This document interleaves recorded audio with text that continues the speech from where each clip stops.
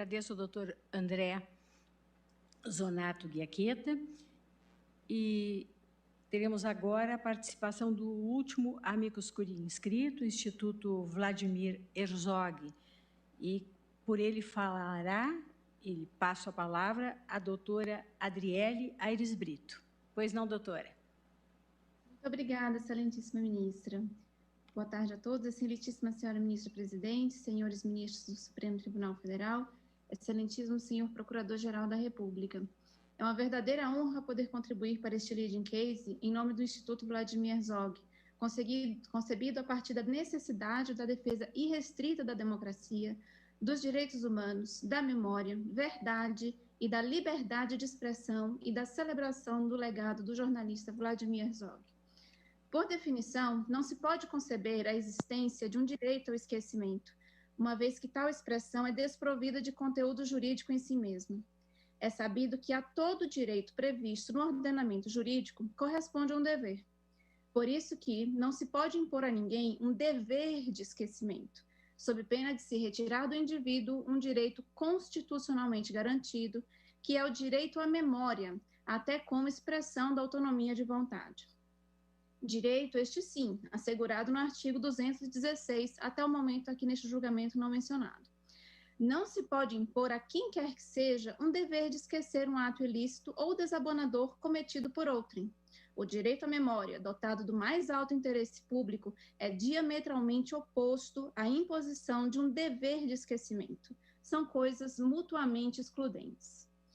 Dessa forma, este entendimento do Instituto Vladimir Herzog autoriza o reconhecimento de um regime jurídico constitucional do direito à memória, isto sim, a significar proteção da própria identidade da sociedade brasileira e do seu modo de viver, que não deve ser passível de censura prévia, muito menos ser mitigado por um chamado direito ao esquecimento, pois pretenso direito não encontra respaldo jurídico em nenhum ato normativo brasileiro ou em tratados e convenções internacionais, como se já falou aqui.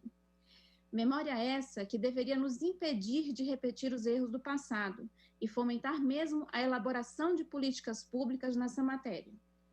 Em casos em que a recordação opressiva for impeditiva de fruição do direito à identidade, o Estado deve prover condições para a elaboração social e psíquica da recordação, não o esquecimento.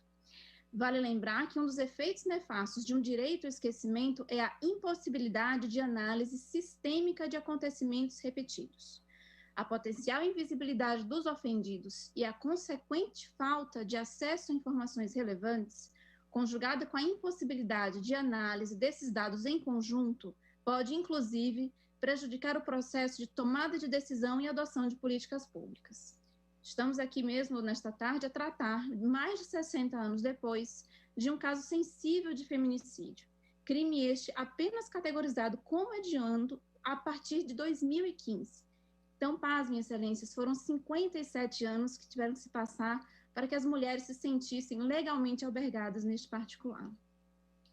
Na busca de uma harmonização dos princípios constitucionais da liberdade de expressão e do direito à informação com aqueles que protegem a dignidade da pessoa humana e a inviolabilidade da honra e da intimidade, imperioso lembrar a fórmula consagrada na interpretação conjunta da ADPF 130 com a ADI 4.815, sendo esse o estado da arte do ordenamento jurídico pátrio e jurisprudencial sobre a matéria, garantidor de todo um sistema normativo propício à livre circulação de ideias, pensamentos e informações, concretizador de diversos direitos fundamentais, cabível apenas a posteriori uma eventual aferição de abuso dessas liberdades caso a caso.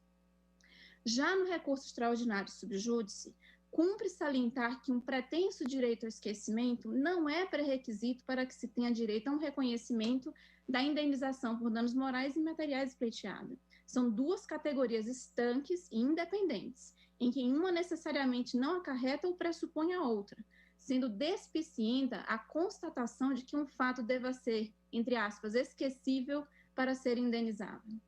Estamos aqui, portanto, a tratar de reproduções de acontecimentos verídicos pertencentes a essa integridade do real, na fruição da liberdade de expressão e de pleno acesso à informação, sendo que a aferição de um dado da realidade só poderá ser feita em momento posterior ao seu acontecimento, e não ex ante, já que a história deve ser entendida como um processo de sedimentação estendido no tempo, combatendo, portanto, o nefasto revisionismo e negacionismo histórico.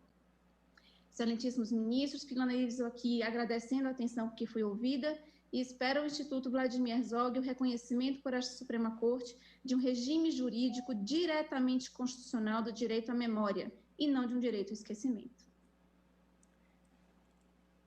Agradeço a doutora Adriele Aires Brito e ao tempo em que cumprimento o doutor Humberto Jacques de Medeiros, nosso